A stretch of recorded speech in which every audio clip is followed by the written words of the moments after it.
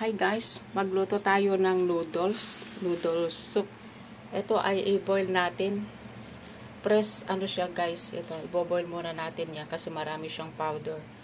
Tapos ito ay parang ano siya, yung Chinese spinach na preserve. Tapos ibabad natin yan guys kasi maalat yan.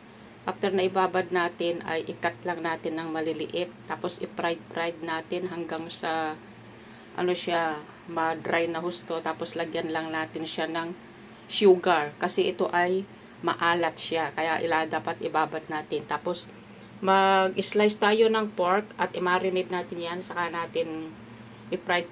Pagkatapos na na-fried na ito, i-join na natin. At yun ang pinanghahalo dito sa noodles. Tapos mag-boil na tayo ng noodles. Lagyan lang natin ng ginger, chicken broth. Tapos gulay pa rin. Tapos lalagay ito. Masarap yung guys.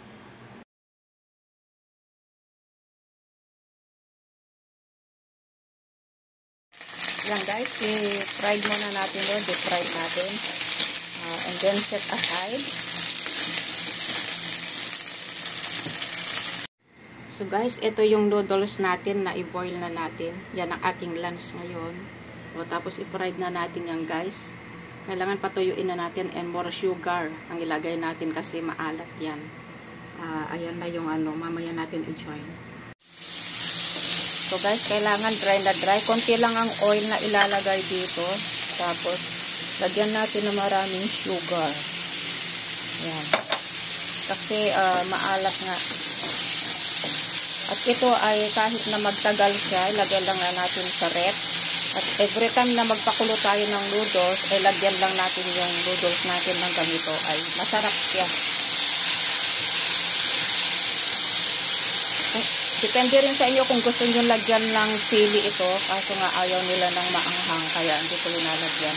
Kayo na lang ang maglagay sa inyong noodles. So guys, done na yung ating noodles. Let's eat noodles. Ayan na siya.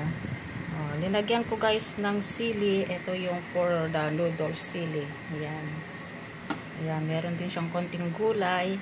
Ay, okay na yan. May pork. Ayun.